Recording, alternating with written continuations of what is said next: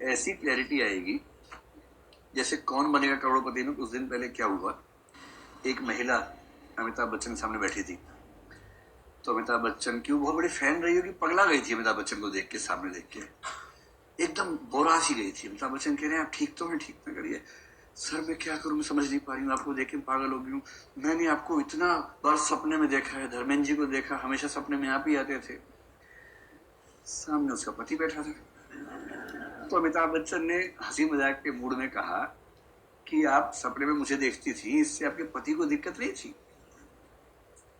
तो उसने बहुत भोलेपन से एक वाक्य कहा, उसने कहा नहीं सर, आप किसी भी औरत से पूछ लीजिए, सपने में पति किसी को नहीं आता है।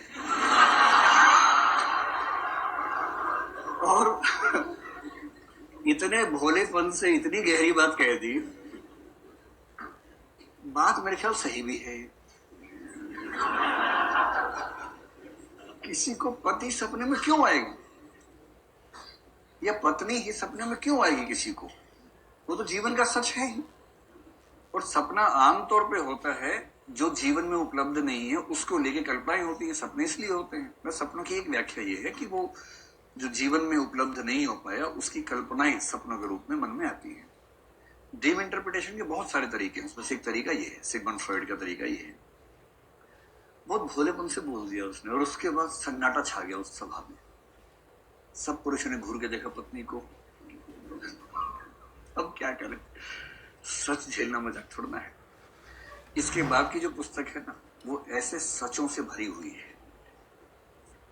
उसको पढ़ने के बाद आपको खुद को लेकर जितनी गलतफहमी सब दूर हो जाएंगी, एकदम दूर हो जाएंगी, और जिंदगी बहुत आसान हो जाएगी। उसके बाद आप समझ जाएंगे कि जितनी ऊट पटांग बातें दिमाग में बैठी थी, जिनकी वजह से खुद को कोसते रहते थे, बड़ी सामान्य बातें हैं। खैर वो सस्पेंस है, बाद में बताएंगे। अभी आप इस किताब में केवल एक दो गोलू गोलू कहानियां बता रहा हूं, क्योंकि अभी आप लोग गोलू अवस्था में हैं, नए नए बच्चे हैं।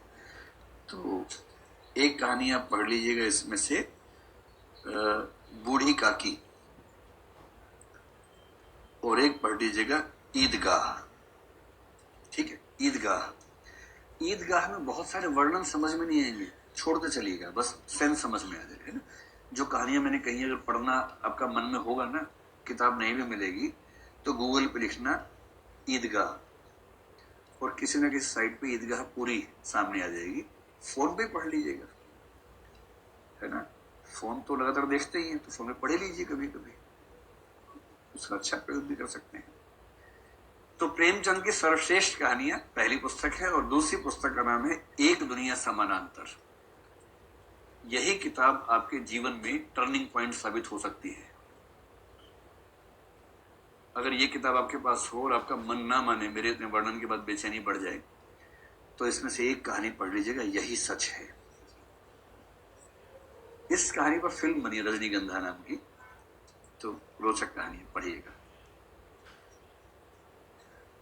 तो कहानी समझ में आ गया?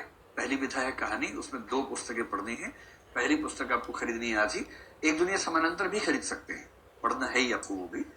उस पुस्तक के संपादक है राजेंद्र यादव। बस ध्यान रखिएगा, टेक्स्ट बुक लेनी है, समीक्षा की पुस्तक नहीं, उसमें कहानियां होनी चाहिए। बस आप देखिएगा, शुरू में एक भूमिका है और उसके बाद कहानियां हैं, अगर वो है तो ले लीजिएगा। अगर आप कहेंगे तो मैं ये कर सकता हूँ कि जो 8-10 किताबें हैं उसकी लिस्ट कल आपको दे दूंगा, और जो बुक शॉप वाले उनको बोल दूंगा कि वो सारा सेट मंगवा के सेट बना के रख लें, और आप लोग सब वहां से जब हो जाए एक साथ में। पर अभी एक किताब आप ले लीजिए, प्रेमचंद प्रेम मंजूषा। ठीक है। उपन्यास कहानी से बड़े आकार का होता है, कहते हैं कि वो पूरे सामाजिक जीवन को समेट लेता है। उपन्यास आपके पाठ्यक्रम में 4 हैं, और जिस क्रम में हम पढ़ेंगे मैं उसी क्रम में आपको बता रहा हूं। पहला उपन्यास है महाभोज। महाभोज की लेखिका है मन्नू भंडारी, और यही उस कहानी की भी लेखिका है जो मैंने भी जिक्र किया, यही सच है। महाभोज के बाद नंबर 2 पर हम जो उपन्यास पढ़ेंगे उसका नाम है दिव्या। आप अभी से इस क्रम में पढ़ना शुरू कर देंगे, जैसे जैसे होता जाए आगे बढ़ते जाइए। दिव्या की भाषा थोड़ी सी मुश्किल है, पढ़ने में दिक्कत आएगी, तो मैं इसकी पूरी कहानी क्लास में सुनाऊंगा आप लोगों को, उसके बाद पढ़ेंगे तो भी चल जाएगा। दिव्या के बाद हिंदी का सबसे प्रसिद्ध उपन्यास है गोदान।